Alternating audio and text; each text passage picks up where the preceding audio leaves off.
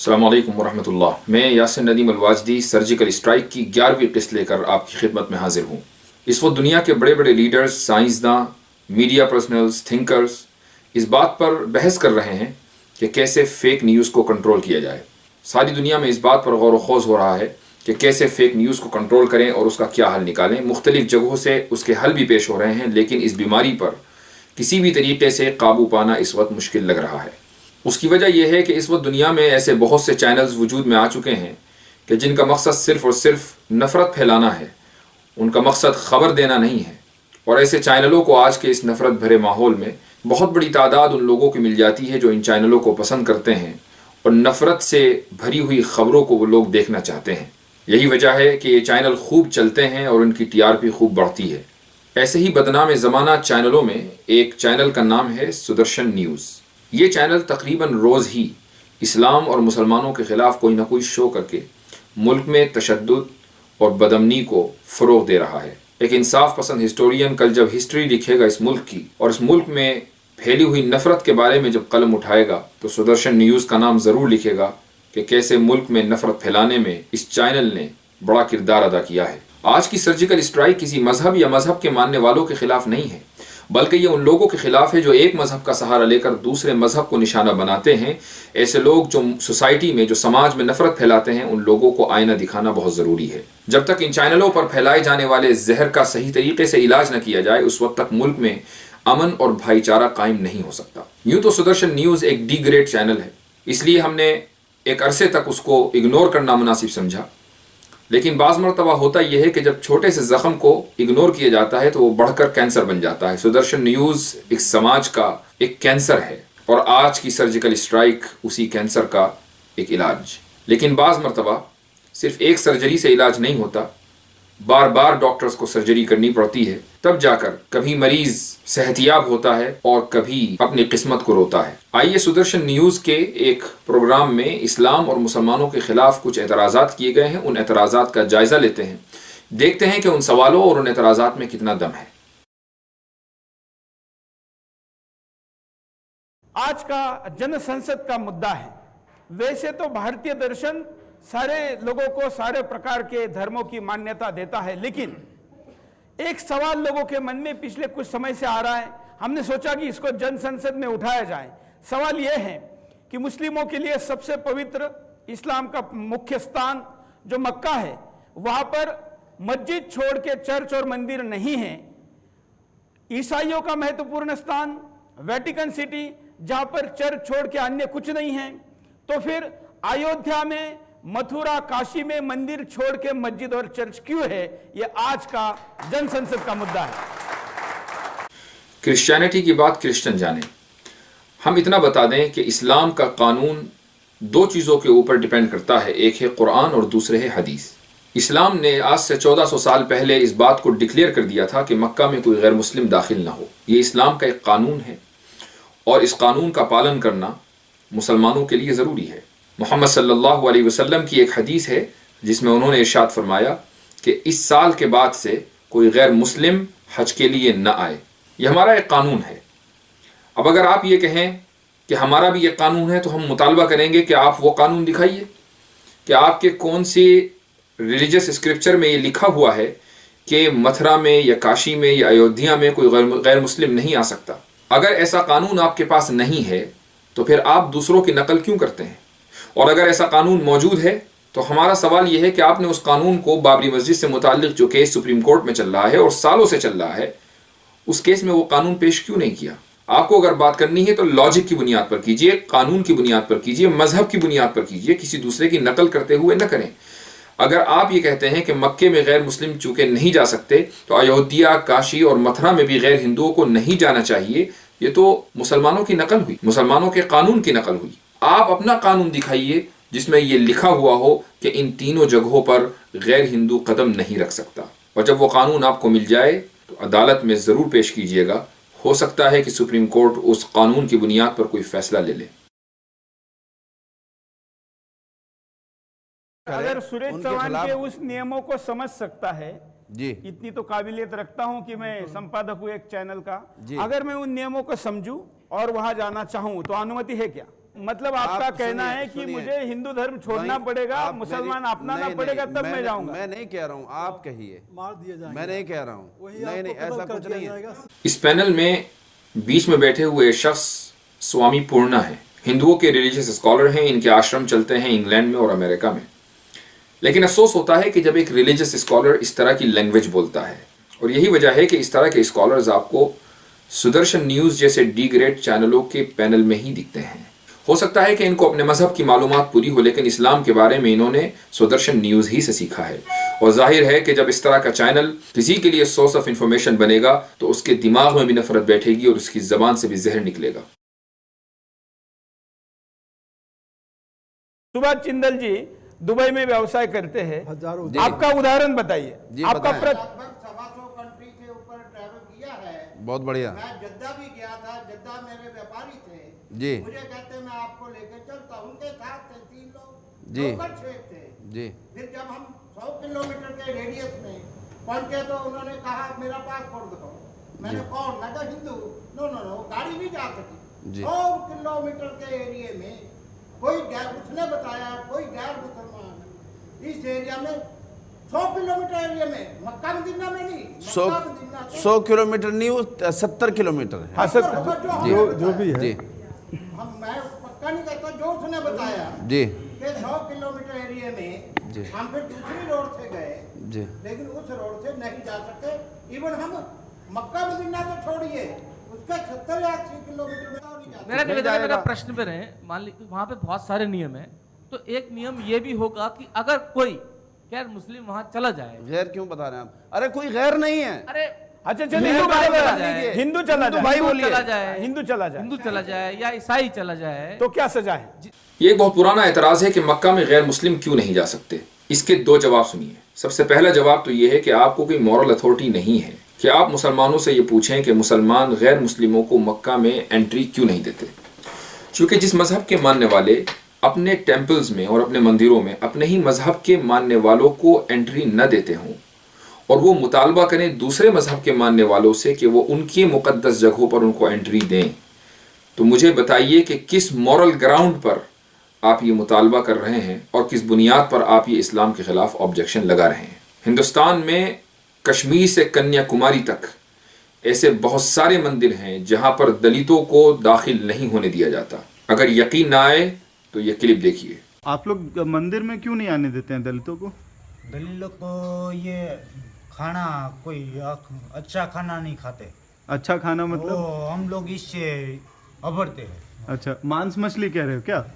हाँ, वो अच्छा। लोग ये खा लेते हैं, ये पशु प्राणी होते हैं, हाँ। वो सब खा लेते हैं। पशु प्राणी खाते हैं इसलिए, हाँ। या वो पशु का काम करते हैं इसलिए? हाँ पशु का काम करते हैं इसलिए उनको नहीं आने देते यहाँ। हाँ, तो उनका वो पशु किसका उठाते हैं? वो हम भी बोलते थे, तो हम का भी पशु कोई यहाँ मरा पड़ा हो ने तो वो ले जाता, तो समाज का ही पशु उठाते हैं ना, समाज का ही पशु। तो फिर उनको मंदिर में क्यों नहीं आने देते?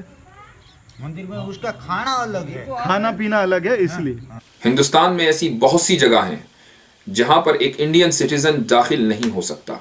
अगर वो ये कहे कि मैं एक इंडियन सिटीज़न हूँ, मेरे पास आधार कार्ड है, मेरे पास इंडियन पासपोर्ट है, मैं हिंदुस्तान में पैदा हुआ हूँ, मुझे हर जगह जाने का हक है, उसकी इस दलील को रिजेक्ट कर दिया जाएगा।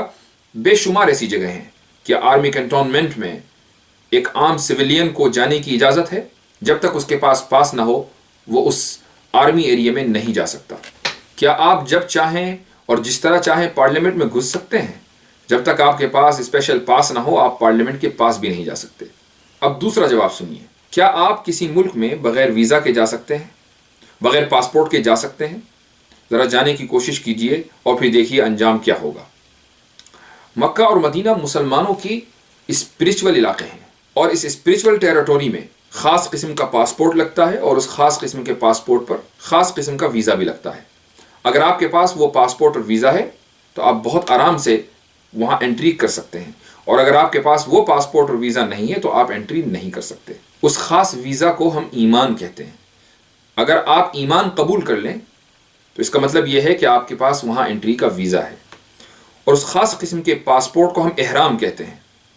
यही वजह है कि एक मुसलमान भी अगरचे उसके पास वीज़ा है, उसके पास ईमान है, لیکن اگر وہ بغیر پاسپورٹ کے یعنی بغیر احرام کے اس ملک میں اس اسپرچول ٹیریٹوری میں جائے گا تو اللہ کے نزدیک اس کی انٹری مقبول نہیں ہے. اللہ تعالیٰ اس کی اس انٹری کو قبول نہیں کرے گا.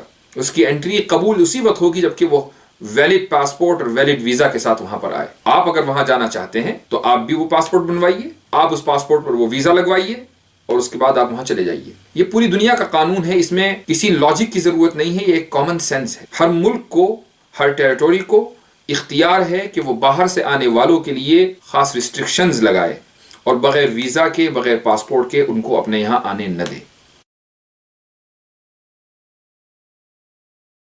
ہمارے ساتھ کوئی آپتی نہیں ہے. ہمارے ساتھ میں محمد افضل جی ہے. محمد افضل جی بھائی صاحب وہاں جا کے آئے ہیں, آپ اپنا انوبھو بتائیے. یہ جو کہہ رہے ہیں ان سے آپ کیا کہتے ہیں؟ دیکھیے, سچائی جو ہے وہ یہ ہے کہ مذہب اسلام ایک کٹر مذہب ہے. اس سچائی کو نہ حضرت مولانا چھٹلا سکتے نہ میں, کیونکہ وجہ یہ ہے کہ ہم ایک ایشورواد یعنی ایک اللہ کے اوپر یقین رکھنے والے ہیں اور حضرت محمد ان کے پیغمبر ہیں.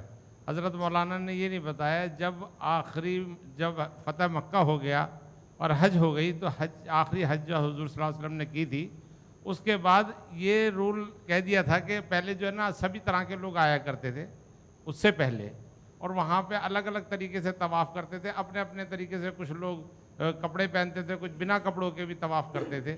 تو اس کو منع کر کے کہ بھئی نہیں, بس ایک رولز رہے گا کہ یہاں پر حضرت محمد نے فرمایا صلی اللہ علیہ وسلم نے کہ ایک ہی رول رہے گا کہ یہاں پہ صرف مسلم سماج کے لوگ آ سکتے ہیں. جو اسلام قبول کر لیا جس نے, وہ اس جگہ آ سکتے ہیں اور کوئی نہیں آ سکتا. سچائی یہی ہے. اگر اسلام کو میں مانتا ہوں, کٹر نہیں ہوں, اسلام اگر ہم کٹر نہیں ہیں تو پھر دوسرے مذہب کے ماننے والوں کو وہاں انٹری ہونی چاہیے. سنیے, یہ نہیں ہے. اس کا مطلب کیا ہے کہ ہم لوگ کٹر ہیں. ہماری سوچ جو ہے نا وہ ایک ایشورواد پر ہے, ایک اللہ کو ماننے والے, نبی کو ماننے والے, انہوں نے جو ڈائریکشن دیا اس کے اوپر چلنے والے ہیں. اس لیے ہم اس کے علاوہ اور نہ تو کچھ سننا چاہتے ہیں نہ کچھ سمجھنا چاہتے ہیں. اس شخص کی کلپ میں نے اس لیے دکھائی ہے تاکہ لوگوں کو پتہ چل جائے کہ منافق کیسا ہوتا ہے اور وہ کس طرح کی بات کرتا ہے. یہ شخص مسلم راشٹریہ منچ جو کہ RSS کا ایک ونگ ہے اس کا صدر ہے, اور مسلمانوں میں RSS کے نظریات اور اس کی فلسفی کو پھیلانے کے لیے اس کو پیسے ملتے ہیں. یہ شخص الزام لگا رہا ہے کہ اسلام ایک سخت گیر اور کٹرتا پھیلانے والا مذہب ہے. دراصل ان لوگوں کو اسلام بہت سخت گیر اور کٹر لگتا ہے جو ڈسپلن کے عادی نہیں ہوتے. اسلام ایک کٹر مذہب نہیں ہے بلکہ ایک ڈسپلن والا مذہب ہے, اور اگر کسی کو ڈسپلن دیکھنا ہو تو ہماری مسجدوں میں کسی وقت بھی آ جائے. ہم اپنی مسجدوں میں دن میں 5 مرتبہ جمع ہوتے ہیں اور وہاں کھڑے ہو کر وہ صرف 5 منٹ کے لیے دیکھیں کہ کس ڈسپلن کے ساتھ ہم اپنی عبادت کرتے ہیں. ایک قبلے کی طرف, ایک ڈائریکشن کی طرف, ایک آدمی کے پیچھے کھڑے ہو کر نماز پڑھتے ہیں, ایک ساتھ کھڑے ہوتے ہیں, ایک ساتھ جھکتے ہیں اور ایک ساتھ سجدہ کرتے ہیں اور ایک ہی چیز پڑھتے ہیں. اس ڈسپلن کے ساتھ ہر روز دن میں 5 مرتبہ ہم اپنے اللہ کے سامنے حاضر ہوتے ہیں. اسلام اس طرح کے ڈسپلن کو اپنے ماننے والوں کے لیے پسند کرتا ہے. ہاں, کچھ مسلمان ایسے ہیں جو اس ڈسپلن کو فالو نہیں کرتے. اس کا مطلب یہ نہیں ہے کہ اسلام میں کمی ہے بلکہ وہ ان مسلمانوں میں کمی ہے. اب اگر اس ڈسپلن کو دیکھ کر کوئی یہ سمجھے کہ اسلام میں کٹرتا ہے, یہ اسلام ایک سخت گیر مذہب ہے, تو یہ اس کی غلطی ہے. آپ دنیا کے کسی بھی ترقی یافتہ ملک میں چلے جائیے, آپ ویسٹرن کنٹریز میں چلے جائیے جہاں پہ لا اینڈ آرڈر کا نظام ہے, وہاں خوب ڈسپلن ہے. آپ سڑک کے اوپر چلیں گے تو اسپیڈ لمٹ فالو کریں گے. آپ کو اگر پولیس والا پکڑے گا تو آپ اس کے ہاتھ میں 50 کا نوٹ نہیں تھمائیں گے رشوت کے لیے. ایسے ملکوں میں جب ہم لوگ جاتے ہیں اور ہم اپنے ہندوستان کی کرپشن کا حال دیکھتے ہیں اور سوچتے ہیں کہ اگر سڑک پر ہمیں کوئی پولیس والا پکڑ لیتا ہے تو ہم آرام سے 100 روپے دے کر کسی بھی جرم سے بچ سکتے ہیں, جب ہم اس صورتحال کا ان ویسٹرن کنٹریز سے یا ترقی یافتہ ملکوں سے کمپیریزن کرتے ہیں تو ہمیں لگتا ہے کہ ان ملکوں میں بہت سخت گیری ہے. ہمیں لگتا ہے کہ وہ ملک بہت کٹر ہیں جو بہت زیادہ اسٹرکٹ لا فالو کرتے ہیں, بہت زیادہ اسٹرکٹلی لا کو انفورس کرتے ہیں. لیکن چونکہ ہم ایک کرپٹ ماحول سے آئے ہیں, ہم ایسے ماحول سے نکلے ہیں جہاں ہمیں عادت ہے کرپشن کرنے کی اور کرپشن پھیلانے کی, اس لیے ہم ان ملکوں کو کٹر کہتے ہیں. جبکہ ریالٹی یہ ہے, حقیقت یہ ہے کہ وہ ملک ڈسپلنڈ ہیں. یہی فرق ہے. جب آپ اس ماحول سے نکلیں گے, اپنے آپ کو ڈسپلن بنائیں گے تو اسلام آپ کو ڈسپلن مذہب لگے گا. لیکن اگر آپ کرپٹ ماحول کا حصہ رہیں گے جہاں ڈسپلن نام کی کوئی چیز نہیں ہے, تو آپ کو ہر وہ جگہ اور ہر وہ کانسیپٹ اور ہر وہ فلسفی اور آئیڈیالوجی کہ جس کے اندر ذرا بھی ڈسپلن ہے, آپ کو وہ چیز کٹر لگے گی اور آپ کے لیے اس چیز کو قبول کرنا مشکل ہوگا. تو دراصل پرابلم اسلام میں نہیں ہے بلکہ اس مینٹالٹی میں ہے جو اسلام کے اوپر اعتراض کرتی ہے۔ آر ایس ایس مسلمانوں کس طریقے کے نظریات پھیلا رہی ہے اور وہ بھی مسلم ناموں کے ذریعے۔ اگر اس کا آپ کو اندازہ لگانا ہے تو محمد افضال کی اس کلپ کو دیکھیے اور اندازہ لگائیے کہ آر ایس ایس جیسی فاشسٹ تنظیم نے کچھ مسلمانوں کو چند ٹکوں میں کس طریقے سے خرید لیا ہے۔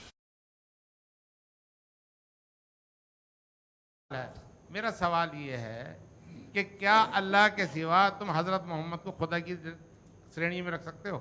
نہیں رکھ سکتے۔ حضرت محمد کو نعوذ باللہ خدا بنا سکتے ہو؟ نہیں بنا سکتے۔ یہی کٹرواد ہے ہمارا، کٹرواد ہے، یہی کٹرواد ہے اور اس کو ماننا پڑے گا۔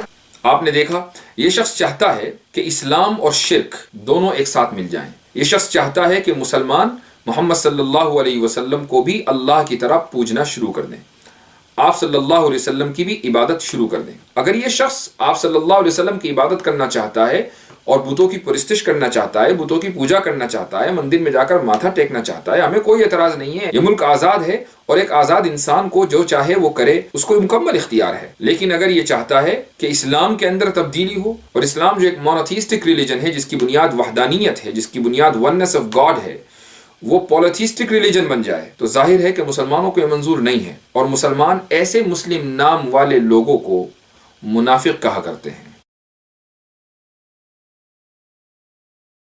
انہوں نے ساہس کیا سچ بتانے کا۔ ہاں کافر ہے، ان کو دوست مت بناؤ، وہ تمہارا شترو ہیں، یا قرآن کا آدیش ہے، ہر مسلم کو ہے۔ اسلام دھرم میں اتنی کٹروادتا ہے کہ آپ ہندو بھائی نہیں کہہ سکتے، کوئی بھائی نہیں ہوتا وہاں، صرف اور صرف اسلام اور مسلمان ہوتا ہے، صرف اور صرف اسلام اور مسلمان ہوتا ہے۔ اس سے الگ جو کوئی بھی ہے وہ ان کے لیے شترو ہے اور ان کے سر قتل کر دیے جائیں گے۔ آپ نے دیکھا کہ کس طریقے سے سدرشن نیوز لوگوں میں نفرت پھیلا رہا ہے۔ اس طریقے کے لوگوں کو اپنے چینل کے اوپر بلا کر ان کے منہ سے زہر اگلوایا جا رہا ہے۔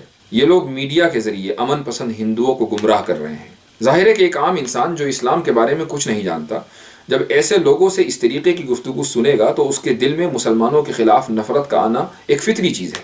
یہ اس بات کا ثبوت ہے کہ سدرشن نیوز نہ صرف یہ کہ ملک میں تشدد کو، سخت گیری کو، نفرت کو ہوا دے رہا ہے، بلکہ سیفرن ٹیررزم کو پروموٹ کرنے میں اس چینل کا بڑا ہاتھ ہے۔ اب جو الزام اسلام کے خلاف لگایا گیا ہے اس کا جائزہ لیتے ہیں۔ یوں تو کہنے کو بہت کچھ کہا جا سکتا ہے، آدھے ایک گھنٹے اسی موضوع کے اوپر بولا جا سکتا ہے کہ اسلام میں غیر مسلموں کا کیا کردار ہے، غیر مسلموں کی کیا پوزیشن ہے، اور غیر مسلموں کے تعلق سے کیا احکام آئے ہیں۔ لیکن چونکہ ہمیں ابھی اور بھی آبجیکشنز کا اور بھی اعتراضات کا جائزہ لینا ہے، اس لیے میں قرآن کی صرف ایک آیت آپ کے سامنے پیش کرتا ہوں۔ اس سے آپ کو اندازہ ہو جائے گا کہ اس شخص نے جو اعتراض اسلام کے خلاف کیا ہے وہ کس قدر غلط ہے، کس قدر جھوٹا ہے اور کتنا نفرت انگیز ہے۔ قرآن کی سورہ نمبر 60 ورس نمبر 8 میں اللہ سبحانہ و تعالیٰ مسلمانوں کو یہ حکم دیتے ہیں، اللہ نے تمہیں اے مسلمانوں کبھی اس بات سے منع نہیں کیا ہے کہ تم ان غیر مسلموں کے ساتھ حسن سلوک کرو اور انصاف کا معاملہ کرو جنہوں نے تمہیں تمہارے گھر سے نہیں نکالا اور تم پر ظلم نہیں کیا۔ اللہ تعالیٰ تو انصاف کرنے والوں کو پسند کرتا ہے۔ اس آیت میں اللہ تعالیٰ نے خود مسلمانوں کو حکم دیا ہے کہ وہ غیر مسلموں کے ساتھ امن کے ساتھ رہیں، غیر مسلموں کے تعلق سے وہ انصاف کا دامن تھامے رکھیں اور انصاف کو سوسائٹی کے اندر پروموٹ کریں، اس لیے کہ اللہ تعالیٰ انصاف کو پسند کرنے والا ہے۔ اگر یہ آیت یہاں موجود ہے، اگر چیپٹر نمبر 60 میں اللہ نے مسلمانوں کو حکم دیا ہے کہ غیر مسلموں کے ساتھ حسن سلوک کرنا ہے، تو یہ کیسے ممکن ہے کہ اللہ دوسری صورتوں میں اور دوسری جگہوں پر مسلمانوں کو حکم دے کہ وہ غیر مسلموں کا سر کاٹ دیں، غیر مسلموں کو قتل کر دیں اور ملک میں بدامنی پھیلائیں؟ یہ ناممکن ہے۔ ہاں، کچھ آیتیں ایسی ہیں جس کو غلط طریقے سے کوٹ کیا جاتا ہے اور غلط طریقے سے سمجھا جاتا ہے، ان آیتوں کا بھی ہم آگے چل کر ضرور جائزہ لیں گے۔ ہم لوگ کافر ہیں، کافر پھر آپ کے لیے قرآن کے انسار سبھی کافر ہیں۔ خوش رہیے۔ میں آپ کا سوال، ایک منٹ آپ کے پاس آتے ہیں، آپ کا سوال۔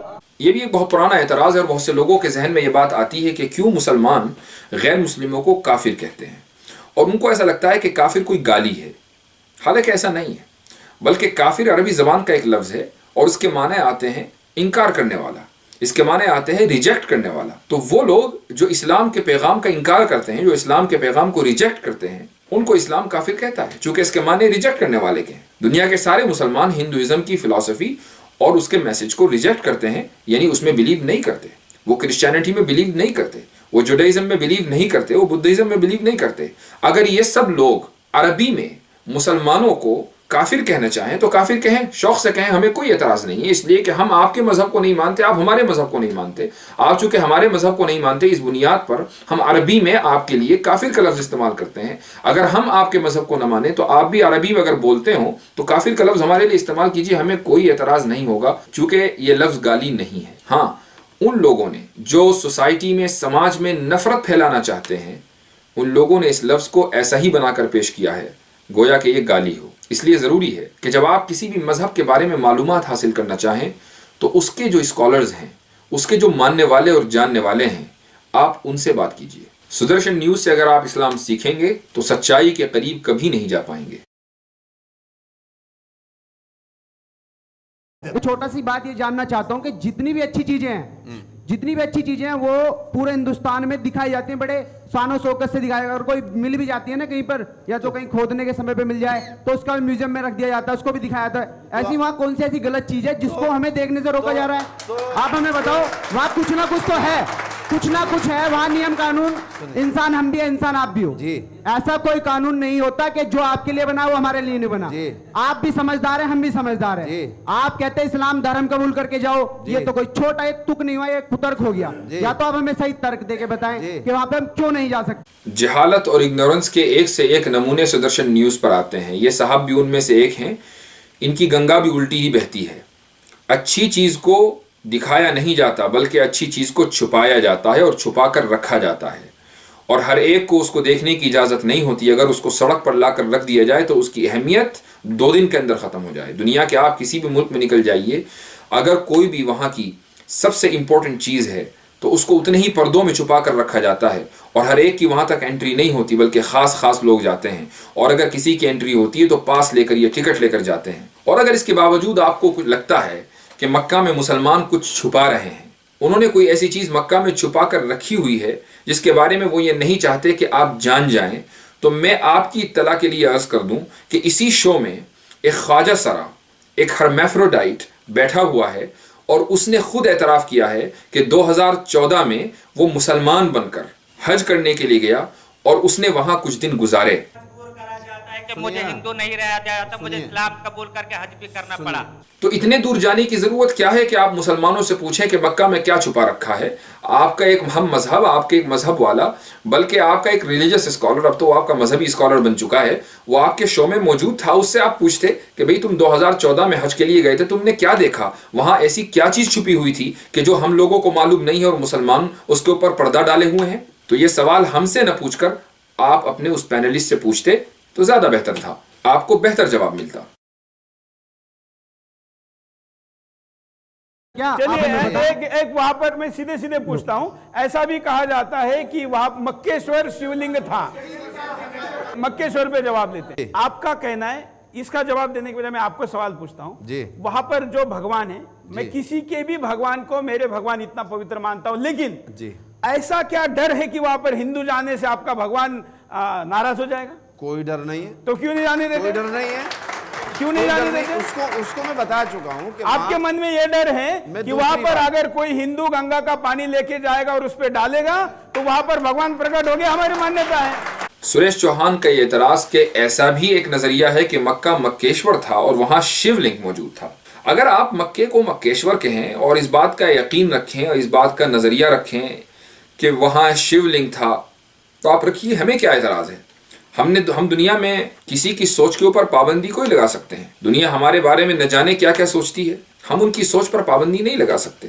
تو آپ کو جو سوچنا ہے سوچئے، ہمیں کوئی ایشو نہیں اور کوئی پرابلم نہیں. ہاں، آپ کو میں مکہ کی تاریخ ضرور بتاتا چلوں. تاریخ میں ایک بہت بڑے پیغمبر گزرے ہیں جن کا نام ہے حضرت ابراہیم علیہ الصلاۃ والسلام. ان کے 2 بیٹے تھے، ان میں سے ایک بیٹے کا نام حضرت اسماعیل تھا اور دوسرے بیٹے کا نام حضرت اسحاق تھا. حضرت ابراہیم نے اپنے بیٹے حضرت اسماعیل کے ساتھ مل کر مکہ میں کعبے کی تعمیر کی، اور اس لیے تعمیر کی تاکہ اسماعیل علیہ الصلاۃ والسلام اور ان کی اولاد اس کی طرف رخ کر کے اللہ کی عبادت کریں. محمد صلی اللہ علیہ وسلم حضرت اسماعیل علیہ الصلاۃ والسلام کی اولاد میں ہیں، اس لیے مسلمان مکہ میں کعبے کی طرف رخ کر کے نماز پڑھتے ہیں. لیکن پھر ہوا یوں کہ جب کعبے کی تعمیر ہو گئی اور حضرت اسماعیل کی اولاد کعبے کی طرف رخ کر کے نماز پڑھنے لگی اور اللہ کی عبادت کرنے لگی، تو ایک عرصے کے بعد ان لوگوں کے عقیدے میں خرابی پیدا ہونی شروع ہوئی، اور اس کی وجہ یہ ہوئی کہ ان میں سے کچھ لوگ مکے سے باہر نکلے اور جب واپس آئے تو دوسرے ملکوں کے نظریات اور ان کی فلسفی اور آئیڈیالوجی لے کر آئے۔ انہوں نے آ کر بتایا کہ ہم ایسی جگہوں سے آ رہے ہیں کہ جہاں لوگوں نے آئیڈلز اور بت رکھے ہوئے ہیں اور وہ ان کی عبادت کر رہے ہیں، تو کیوں نہ ہم بھی اسی طریقے سے عبادت کریں۔ اور اس طریقے سے مکہ میں لوگوں نے بت پرستی شروع کر دی۔ وہ کعبہ کہ جہاں آج مسلمان جس کی طرف رخ کر کے نماز پڑھتے ہیں، اس میں 360 بت رکھے ہوئے تھے، اور ان 360 بتوں کی عبادت ہوتی تھی، ان کی پوجا کی جاتی تھی۔ اس طریقے سے کئی سو سال تک آئیڈل ورشپرز کا، بت پرستوں کا مسلمانوں کی اس مقدس جگہ کے اوپر قبضہ رہا ہے، یہاں تک جب محمد صلی اللہ علیہ وسلم نے نبوت کا اعلان کیا اور لوگوں کو ایک اللہ کی عبادت کی دعوت دی، تو 13 سال تک محمد صلی اللہ علیہ وسلم پر ظلم کیا گیا، یہاں تک کہ ان کو مجبور کیا گیا کہ وہ اپنے اس شہر کو چھوڑ کر چلے جائیں۔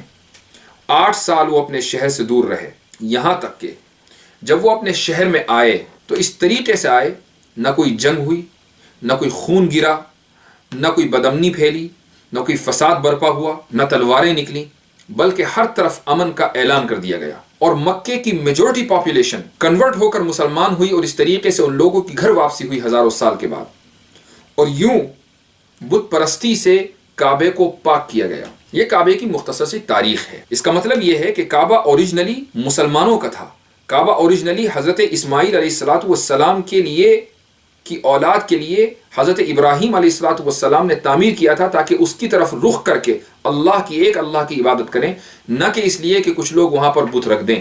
جن لوگوں نے کعبے میں بت رکھے تھے، انہوں نے کعبے کے اوپر انلافلی اور الیگلی قبضہ کیا تھا، اور اس قبضے کو فورسفلی اور تشدد کے ذریعے اس قبضے کو نہیں ہٹایا گیا، بلکہ پرامن انداز میں لوگوں کی گھر واپسی کرائی گئی، لوگوں کو صحیح پیغام بتایا گیا، اور جب تمام لوگوں نے اسلام قبول کر لیا تو پھر وہاں سے بتوں کو ہٹایا گیا۔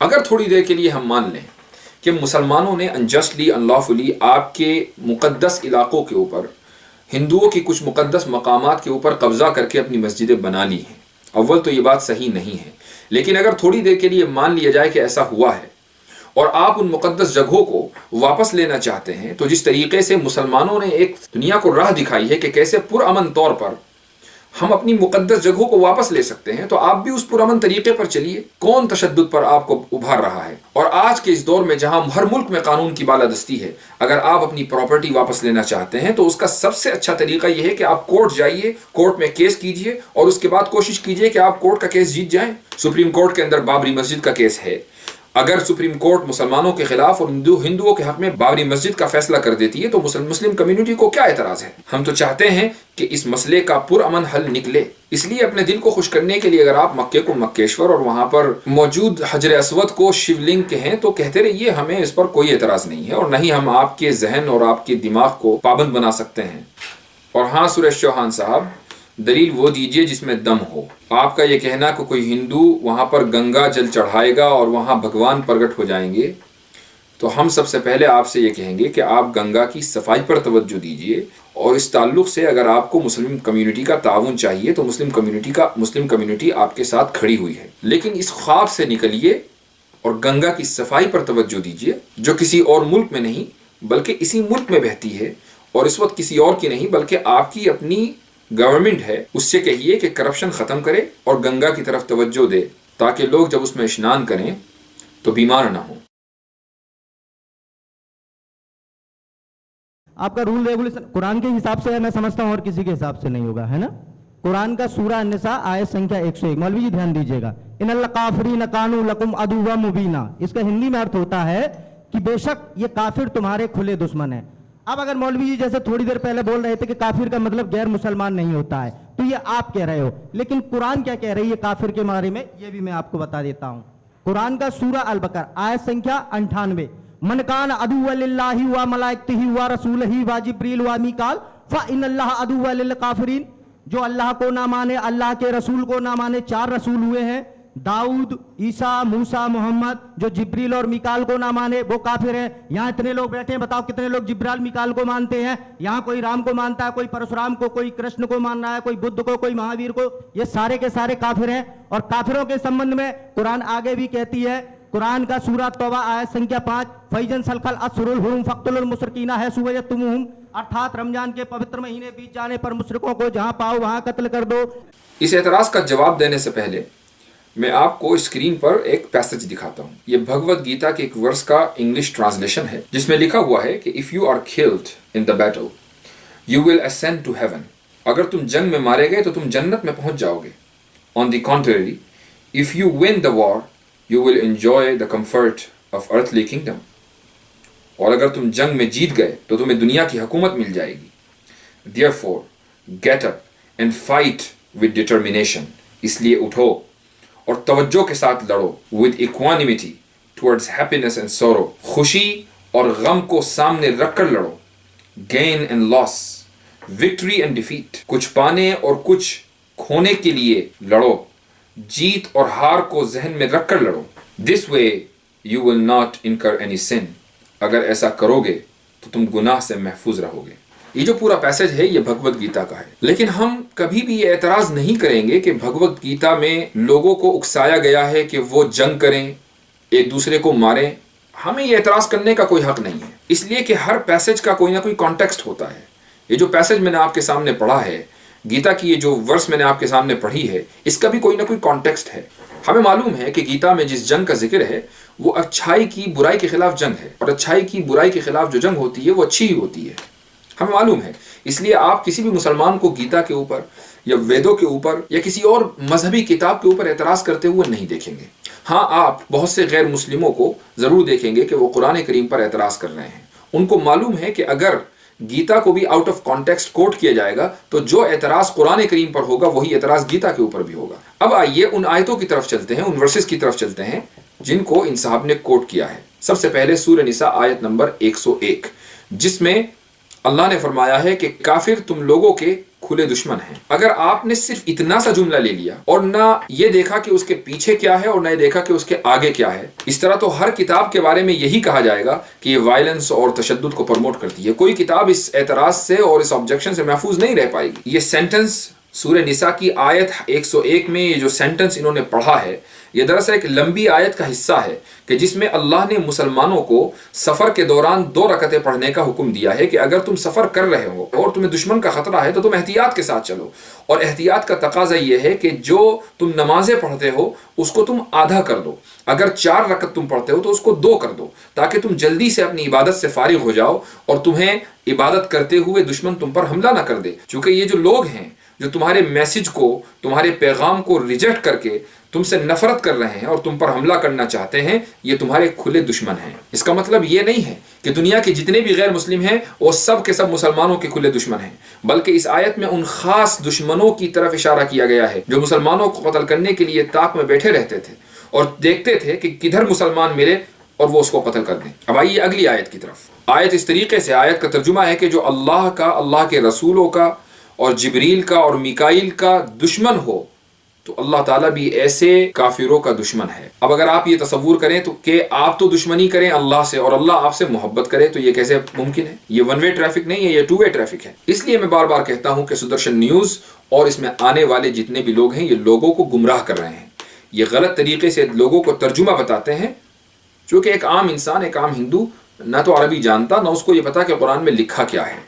अब अगर इन साहब ने 2-3 आयतें पढ़कर उसका गलत सलत तर्जुमा करके लोगों को बताया तो जाहिर है कि लोगों के जज्बात और उनके सेंटिमेंट्स हर्ट ही होंगे। इसलिए ज़रूरी है कि अगर इस तरह का कोई कन्फ्यूजन कभी कुरान के ताल्लुक से किसी भी गैर मुस्लिम को हो, किसी भी हिंदू को हो, किसी भी क्रिश्चियन को हो, तो उसको चाहिए कि वो मुसलमान आलिम से, स्कॉलर से इस ताल्लुक से ज़रूर बात करे। अब आइए तीसरी आयत की तरफ। सूरह तौबा आयत नंबर 8, जिसमें हुक्म ये दिया गया है कि जब मुकद्दस महीने पूरे हो जाएं तो तुम मुशरिकीन को, आइडल वर्शिपर्स को जहां देखो, जहां पाओ वहां कत्ल कर दो। इस आयत का भी एक खास कॉन्टेक्स्ट है। अगर उस कॉन्टेक्स्ट से आप हट जाएंगे, निगाह हटा लेंगे, तो आपको जो मिसअंडरस्टैंडिंग इस शख्स ने क्रिएट की है वो मिसअंडरस्टैंडिंग आपके जहन में होना लाजमी है। जब मोहम्मद सल्लल्लाहु अलैहि वसल्लम 8 साल मदीने में रहकर मक्का वापस गए हैं اپنے شہر کو انہوں نے حاصل کیا ہے تو وہاں پر کچھ مشرکین، کچھ آئیڈل ورشپرز جو مسلمانوں کے دشمن تھے اور جن کے ساتھ پہلے سے ایک معاہدہ اور پیس ٹریٹی تھی، وہ ابھی وہیں پر موجود تھے، لیکن انہوں نے پیس ٹریٹی کو ختم کر دیا تھا۔ جب تک کہ غیر مسلموں کی مسلمانوں کے ساتھ پیس ٹریٹی رہی ہے، مسلمانوں نے اس کا احترام کیا ہے، لیکن جب غیر مسلموں نے اس ٹریٹی کو توڑ دیا تو اب یہ حکم آیا کہ یہاں پر وہ مشرکین اور وہ غیر مسلم کے جنہوں نے مسلمانوں کے ساتھ دشمنی بھی کی ہے اور پیس ٹریٹی کو توڑا بھی ہے، انہیں اب یہاں رہنے کا کوئی حق نہیں ہے، وہ یہاں سے چلے جائیں، اور ان کے پاس 4 مہینے ہیں، یہ 4 مقدس مہینے آنے والے ہیں، ان 4 مہینوں کے اندر اچھا ہے کہ وہ نکل جائیں، اگر نکل جائیں گے تو وہ محفوظ رہیں گے، اگر وہ وہیں رہیں گے، اسی مسلم ٹیریٹوری میں رہیں گے اور مسلمانوں کے ساتھ دشمنی بھی کرتے رہیں گے اور ان کے ساتھ کوئی امن معاہدہ بھی نہیں ہے، تو ظاہر ہے کہ مسلمانوں کو اختیار دیا گیا ہے کہ وہ ان کو قتل کریں، چونکہ دیش دروہیوں کا اور ملک کے خلاف اعلان جنگ کرنے والوں کا علاج ہر ملک میں یہی ہے۔ وہ لوگ جو ملک کے خلاف، ملک کے قانون کے خلاف اور کسی بھی ملک کی سلامتی کے خلاف جنگ کرتے ہیں، اس ملک میں ان کا علاج کیا ہے؟ ہمارے ملک میں بھی ایسے لوگوں کا علاج پھانسی ہے، ایسے لوگوں کا علاج سزائے موت ہے، اور آج پوری دنیا کے اندر اس کو ایکسیپٹ کیا جاتا ہے، تو پھر قرآن کریم پر اور مسلمانوں پر اعتراض کیوں؟ کہ آپ لوگوں نے بولا کہ ہم یہاں سمویدھان کو مانتے ہیں، بھارت کی کانسٹیٹیوشن کو مانتے ہیں، اس لیے ہم قتل نہیں کر سکتے کیونکہ آپ یہاں پہ مائنورٹی میں ہیں۔ اگر آپ میجورٹی میں ہوتے، پاکستان میں دیکھ لیجئے، بنگلہ دیش میں دیکھ لیجئے، وہاں میجورٹی میں ہے مسلمان، وہاں میجورٹی میں ہے مسلمان، وہاں کیا کنڈیشن ہے ہندوؤں کا؟ بھگایا جا رہا ہے، وہاں سے پلائن کیا جا رہا ہے، اس سوال کو کیا جا رہا ہے وہاں جواب پہ۔ میں آپ سے سوال نہیں، میں جواب دے رہا ہوں، جی سے میں سوال آپ سے جواب دے رہا ہوں۔ اگر کسی ملک میں میجورٹی مائنورٹی کے اوپر ظلم کرتی ہے تو یقیناً غلط کرتی ہے۔ ان ملکوں میں جہاں ہندوؤں کو ستایا جا رہا ہے، اگر یہ بات صحیح ہے، جہاں مسلم ہندوؤں کو پریشان کیا جا رہا ہے، بنگلہ دیش ہو یا پاکستان ہو، تو اس چیز کو کسی بھی طریقے سے جسٹیفائی نہیں کیا جا سکتا، کسی بھی طریقے سے اس کا سپورٹ نہیں کیا جا سکتا۔ لیکن یہاں سوال بڑا یہ ہے کہ وہ لوگ کہ جو خود اپنے ملک میں مائنورٹی کے اوپر ظلم کر رہے ہوں، انہیں یہ حق کس نے دیا ہے کہ وہ دوسرے ملکوں کی مائنورٹی کے حق میں آواز اٹھائیں؟ اس ملک میں ہونے والے کتنے فسادات کا ہم حوالہ دیں جس میں ہزاروں مسلمانوں کو سڑک کے اوپر زندہ جلا دیا گیا ہے، مار دیا گیا ہے، کاٹ دیا گیا ہے۔ میرٹھ، ملیانہ، ہاشم پورہ، گجرات، مظفر نگر، آسام، ان سب علاقوں کے اندر ہزار لوگوں کو میجورٹی سے تعلق رکھنے والے بڑے بڑے گروپس نے، موبز نے آ کر تباہ و برباد کر دیا، زندہ جلا دیا۔ ہر دوسرے دن آج کل میڈیا میں موب لنچنگ کا تذکرہ ہے، 97% موب لنچنگ کے وکٹم مسلمان ہیں۔ تو یہی نیریٹو ہم آپ کے خلاف بھی استعمال کر سکتے ہیں کہ مسلم مائنورٹی ہندوستان میں محفوظ نہیں ہے اور ہندو میجورٹی مسلم مائنورٹی کے اوپر ظلم کر رہی ہے، لیکن ہم ایسا نہیں کہیں گے، اس لیے کہ ہم ملک میں امن کے ساتھ رہنا چاہتے ہیں، ہم ایک دوسرے کے اوپر الزام لگا کر جینا نہیں چاہتے۔ ہاں، اس ملک میں فسادات ہوئے ہیں، اس ملک میں مسلمانوں کا قتل عام ہوا ہے، مسلمانوں کا نقصان ہوا ہے، مسلمانوں کی پراپرٹی کو لوٹا گیا ہے، یہ سب کچھ ہوا ہے، لیکن ہم اس کے باوجود امن کا دامن ہاتھ سے جانے نہیں دینا چاہتے۔ اگر ہم الزام لگائیں گے اور کہیں گے کہ ہندو میجورٹی نے مسلمانوں کو نقصان پہنچایا ہے، تو ہندوؤں میں جو ایک بڑی تعداد سیکولر ذہن کی ہے، ہندوؤں میں جو ایک بڑی تعداد انصاف پسند طبقے کی ہے، اور ان لوگوں کی ہے جو RSS کی مینٹالٹی سے متاثر نہیں ہے، وہ لوگ بھی ہمارے الزام کی زد میں آ جائیں گے۔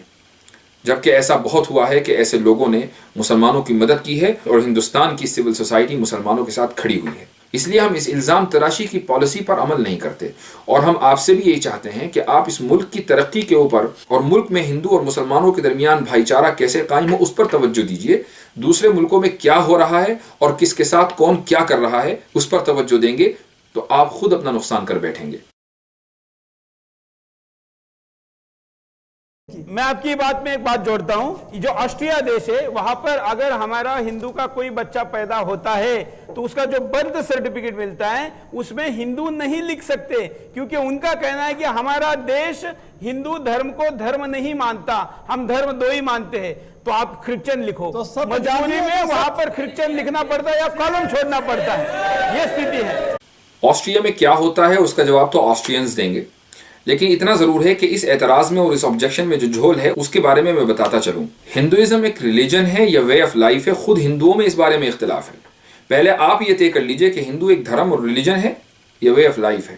اگر یہ وے آف لائف ہے تو دھرم کے خانے میں وے آف لائف کو نہیں لکھا جاتا، اور یہ ہم نہیں کہہ رہے بلکہ ہندوؤں کے مذہبی اسکالر سادھو گرو کا کہنا ہے کہ ہندوازم ریلیجن نہیں ہے بلکہ وے آف لائف ہے۔ آپ خود دیکھیے آپ کی اسکرین میں یہ سادھو گرو کی ویب سائٹ کا اسکرین شاٹ ہے جس پہ لکھا ہوا ہے Why Hinduism isn't an ism but a way of life. Yogi and mystic Sadhguru explains the origin of the word Hindu and looks at why there is actually no such thing as Hinduism. Being Hindu is a way of life, not a religion. باقاعدہ اس موضوع پر وہ seminar کر رہے ہیں، لوگوں کو بتا رہے ہیں کہ ہندوازم کوئی ریلیجن نہیں ہے بلکہ وے آف لائف ہے.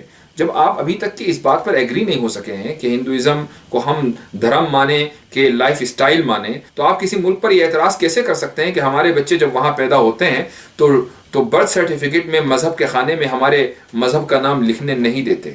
یہ الگ بات ہے کہ اگر آسٹریا میں ایسی کوئی پریکٹس ہے کہ جہاں ہندوؤں کو ان کے سول رائٹس اور ان کے بیسک رائٹس نہیں مل رہے ہیں، تو ایسے ملک کو کی جتنی مذمت کی جانی چاہیے اتنا کم ہے.